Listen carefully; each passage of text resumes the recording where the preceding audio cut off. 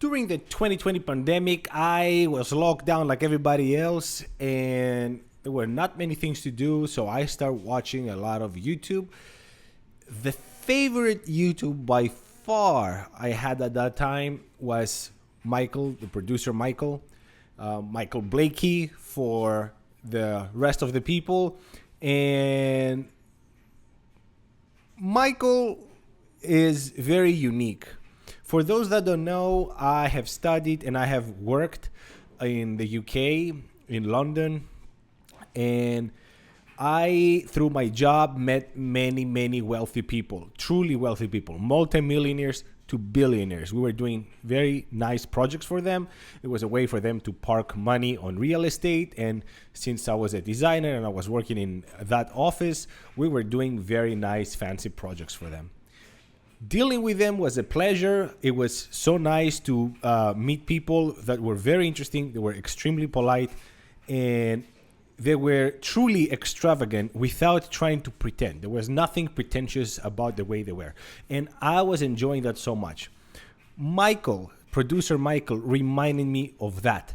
So it was so nice to see somebody that was exactly as I remembered those really wealthy people. And his relationship and his back and forths with Adam, the guy that holds the camera, also from the UK, was incredible. I loved watching them for hours. I couldn't wait for the next episode. They took us to places that only truly wealthy people go. He opened the doors for us. We saw jewelry that were up to millions of dollars. We saw watches that were never seen before. We went to places that we didn't know existed, services that we didn't know existed, cars that we didn't know existed. So it was an incredible experience watching producer Michael for all these years. Unfortunately, like in many cases it happens, producer Michael started going more and more into promoting.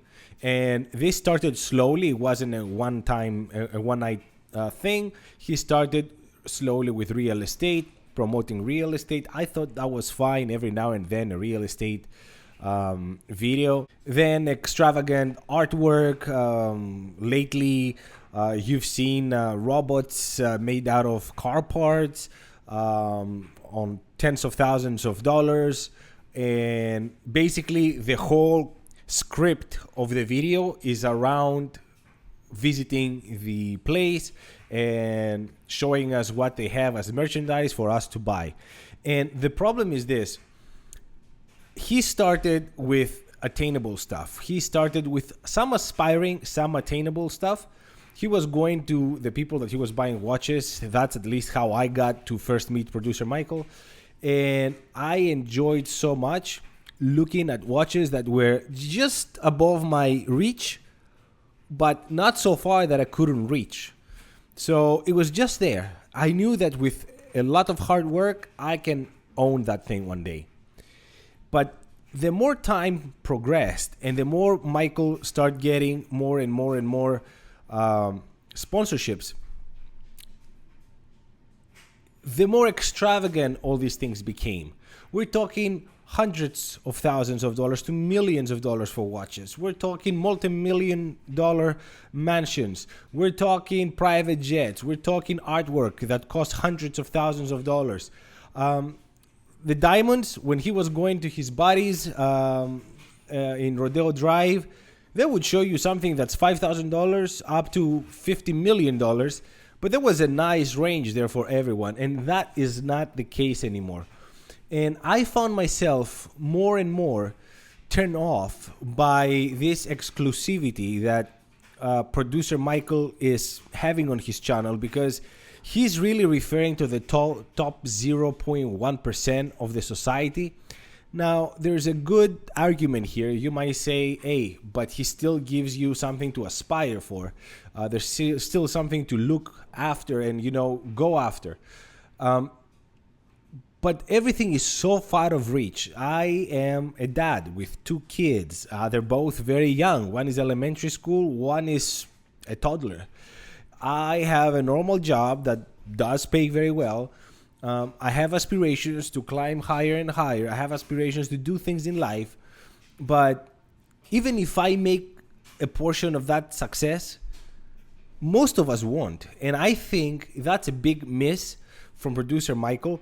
For God's sakes, he goes to places like Dubai. And it's not only that we see expensive watches, but when he was in Dubai, I didn't even know that existed.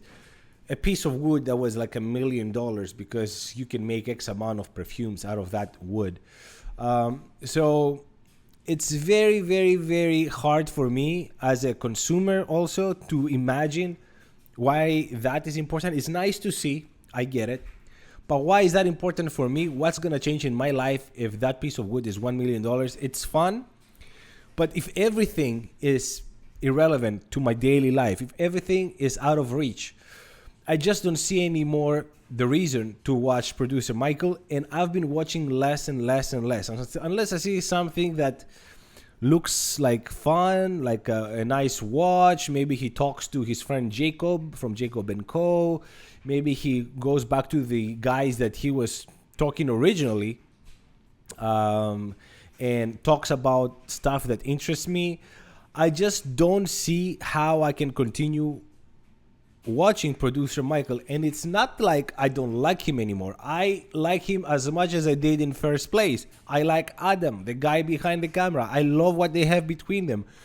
I truly, truly, truly enjoy, and I wish they go back to some of the basics before they start bringing people and making business together. And now they occupy space on the channel.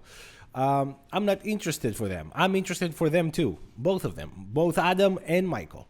And I'm interested for the things that they did originally. That the extravagant, fun, great guy Michael was showing to Adam. Adam was getting shocked. And it was really feeling the way I was feeling when I was introduced to all these things back then when I was living in London at this point 10 years ago. Yeah, I mean, I don't know what you guys think about producer Michael. I don't even know if you guys watch him. If you like watch videos, I'm sure at some point you step on one of his videos. And I just have the feeling that the older the videos are, the better they are, the newer the videos.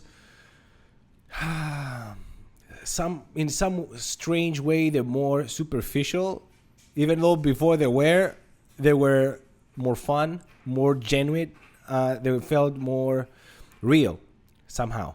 I don't know if you know what I mean. I mean, you have to watch producer Michael to maybe understand where I'm coming from with this. Let me know what you think about producer Michael. I think he maybe is one of the best, if not the best, but there's so much work and I'm watching less and less and less.